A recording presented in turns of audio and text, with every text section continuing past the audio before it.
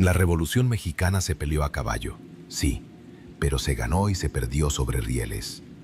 Los trenes eran las arterias vitales de la guerra, bestias de acero y vapor que cruzaban el desierto cargando cañones, caballos, soldaderas y la esperanza de un país que se desangraba lentamente. Pero entre todas las máquinas que surcaron el norte de México, hubo una cuyo nombre no se menciona en los libros de historia oficiales, sino que solo se susurra en las cantinas viejas de Chihuahua y Durango cuando el mezcal suelta las lenguas de los viejos. Lo llamaban el Centinela del Norte. No era un tren de carga cualquiera.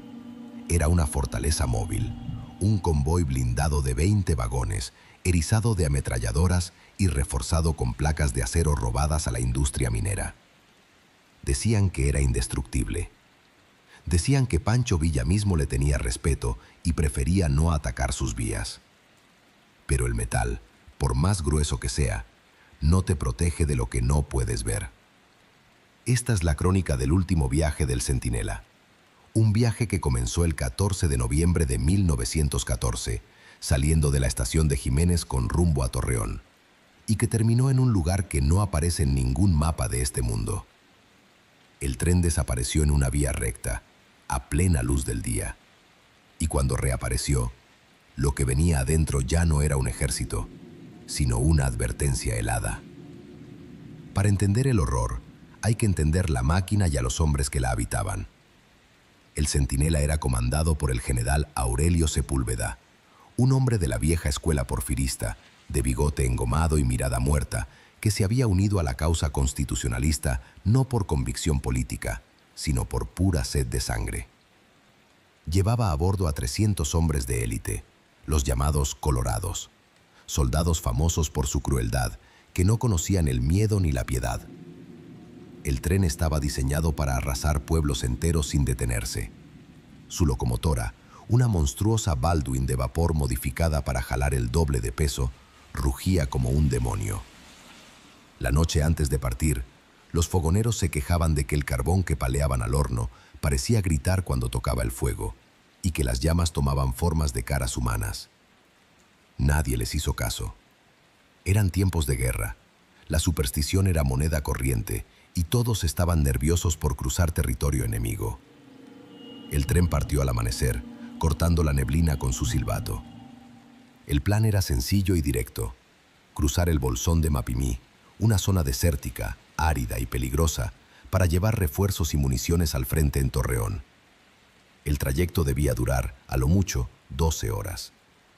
El Centinela pasó el último puesto de control telegráfico a las 10 de la mañana.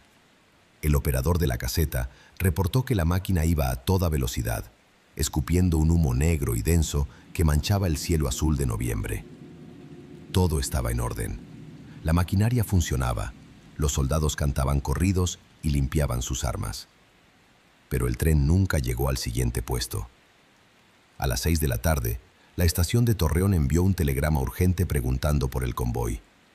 Jiménez respondió que había salido a tiempo y sin contratiempos. La preocupación se convirtió en alarma. Se enviaron exploradores a caballo para revisar la vía, temiendo lo peor: una emboscada villista, un descarrilamiento provocado o una bomba en los rieles. Los exploradores regresaron 2 días después, pálidos, confundidos y con los caballos nerviosos. La vía estaba intacta. No había señales de combate, ni casquillos percutidos, ni cráteres de dinamita, ni restos de madera o metal. Habían recorrido los 200 kilómetros de trayecto de ida y vuelta y no había rastro del tren. Una máquina de 500 toneladas de acero y 300 hombres armados hasta los dientes se había esfumado en el aire, como si el desierto se la hubiera tragado entera. La leyenda dice que el tren entró en una niebla seca, un fenómeno que los rarámuris de la sierra conocen bien y evitan a toda costa. Una zona donde el desierto se pliega sobre sí mismo, donde el tiempo no corre igual y donde las brújulas giran buscando un norte que no existe. Durante 5 días, el Centinela fue un fantasma. Se le dio por perdido oficialmente. Las familias de los soldados empezaron a poner altares y a encender velas, asumiendo que habían muerto en alguna trampa del enemigo. El tren partió al amanecer, cortando la neblina con su silbato. El plan era sencillo y directo: cruzar el bolsón de Mapimí, una zona desértica, árida y peligrosa, para llevar refuerzos y municiones al frente en Torreón. El trayecto debía durar, a lo mucho, 12 horas. El centinela pasó el último puesto de control telegráfico a las 10 de la mañana. El operador de la caseta reportó que la máquina iba a toda velocidad, escupiendo un humo negro y denso que manchaba el cielo azul de noviembre. Todo estaba en orden. La maquinaria funcionaba, los soldados cantaban corridos y limpiaban sus armas. Pero el tren nunca llegó al siguiente puesto. A las 6 de la tarde, la estación de Torreón envió un telegrama urgente preguntando por el convoy. Jiménez respondió que había salido a tiempo y sin contratiempos. La preocupación se convirtió en alarma. Se enviaron exploradores a caballo para revisar la vía, temiendo lo peor: una emboscada villista, un descarrilamiento provocado o una bomba en los rieles. Los exploradores regresaron 2 días después, pálidos, confundidos y con los caballos nerviosos. La vía estaba intacta. No había señales de combate, ni casquillos percutidos, ni cráteres de dinamita, ni restos de madera o metal.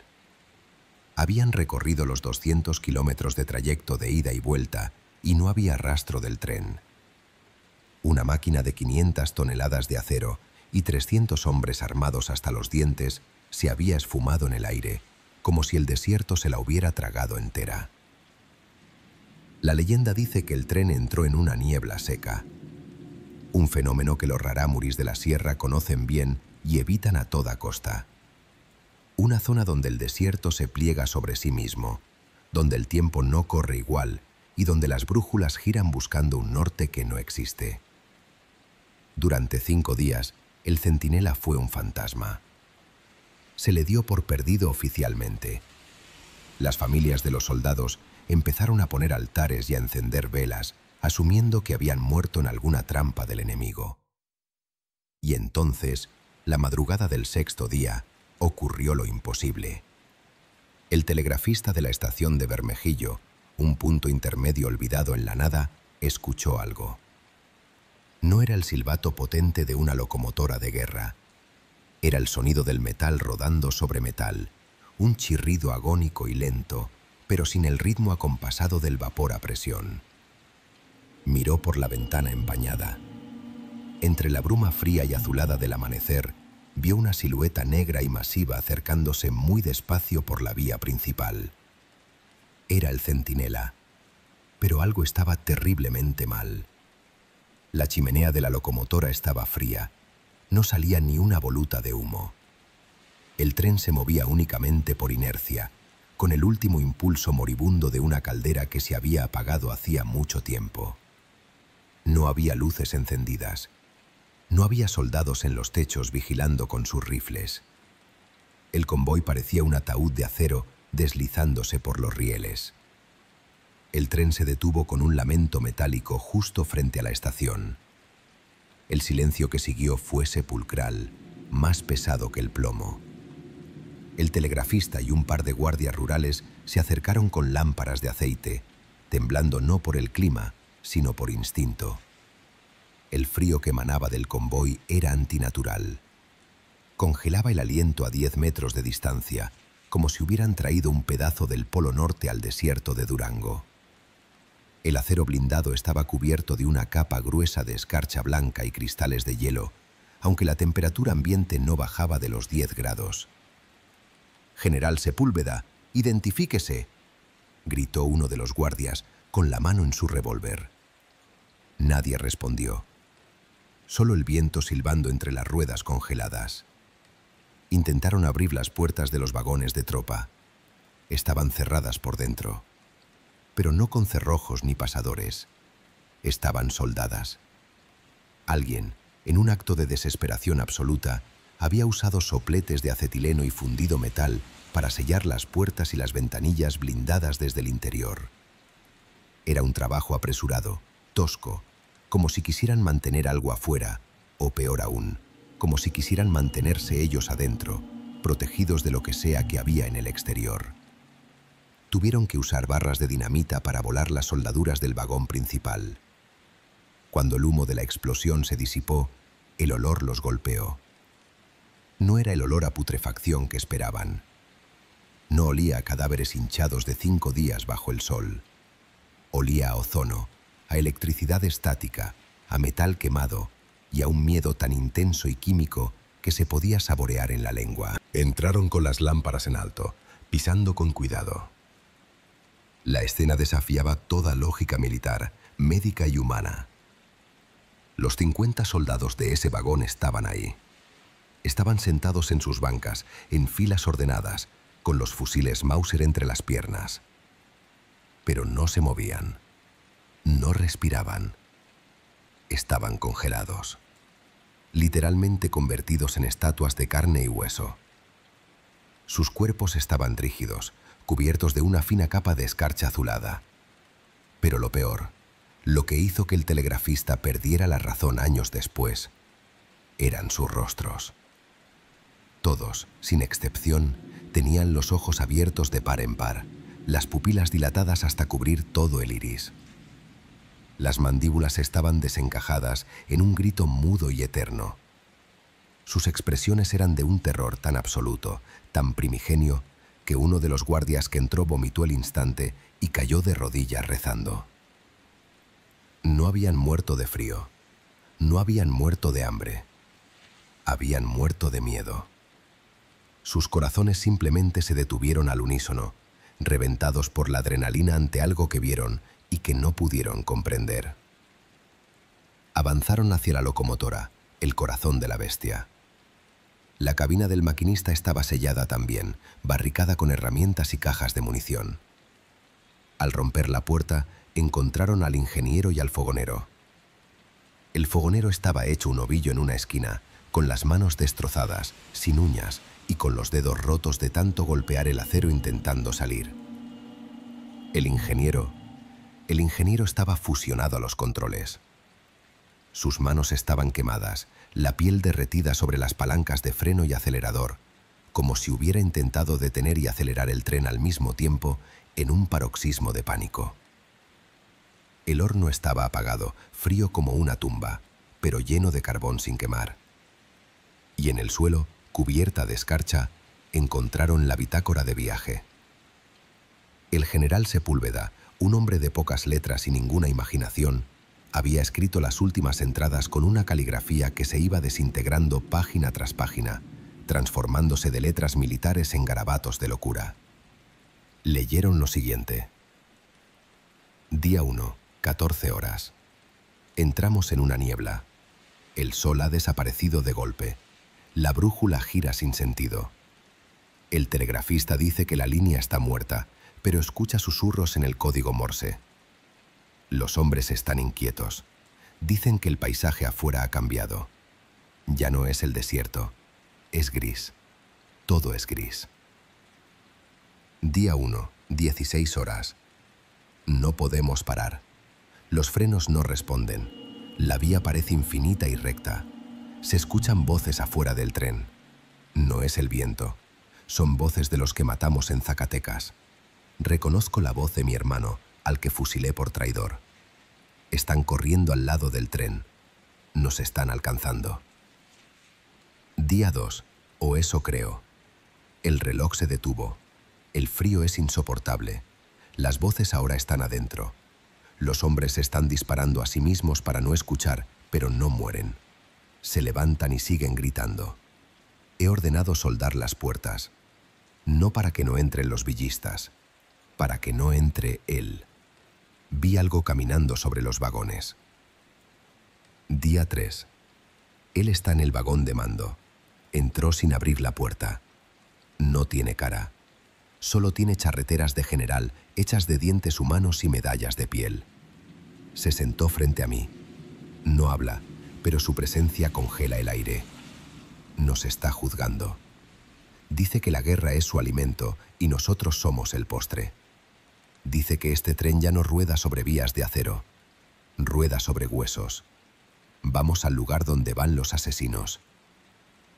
La última entrada no tenía fecha. Era solo una frase repetida 100 veces, escrita con tanta fuerza que el lápiz había perforado el papel. No debimos parar, no debimos parar, no debimos parar. Y al final, una firma temblorosa y una mancha de sangre congelada. El informe oficial del Ejército Constitucionalista, redactado días después, declaró que el tren fue víctima de un ataque con gas venenoso experimental alemán, una mentira piadosa y absurda para no admitir que no tenían idea de qué había matado a 300 de sus mejores y más crueles hombres sin disparar una sola bala. Los cuerpos fueron bajados del tren con ganchos, porque al tocarlos, la piel se quebraba como cristal. Fueron enterrados en una fosa común gigante en el desierto, rociados con toneladas de cal viva y sellados bajo una losa de concreto sin nombre. El Centinela del Norte fue remolcado a un taller en Durango. La orden era repararlo y volverlo a usar. Pero los obreros se negaron. Decían que el metal sangraba un líquido negro cuando lo cortaban con los sopletes. Decían que en las noches las láminas de acero blindado vibraban como diapasones gigantes, emitiendo un zumbido bajo, una frecuencia que provocaba pesadillas, sangrado de nariz y ganas de suicidarse. Finalmente, el tren fue desmantelado pieza por pieza y el metal fundido para hacer vigas, dispersando su maldición en edificios que hoy, dicen, están embrujados. La leyenda del tren fantasma de la Revolución persiste hasta nuestros días. En las noches sin luna, en los tramos largos y solitarios de vía entre Chihuahua y Torreón, los maquinistas veteranos de los trenes de carga a veces ven una luz en la distancia que no debería estar ahí. Una luz pálida, azulada. Escuchan el rugido de una locomotora monstruosa a vapor que no aparece en ningún itinerario moderno. Y dicen que si te quedas muy quieto, si apagas el motor y escuchas al viento, puedes oír los gritos congelados de 300 soldados que siguen viajando en un bucle eterno, atrapados en un tren que salió de este mundo y regresó vacío de vida, pero lleno de algo más. La guerra abre puertas, dicen los viejos. Y a veces, las máquinas que construimos para matar son las primeras en cruzar el umbral hacia el infierno, llevándose a sus tripulantes con ellas.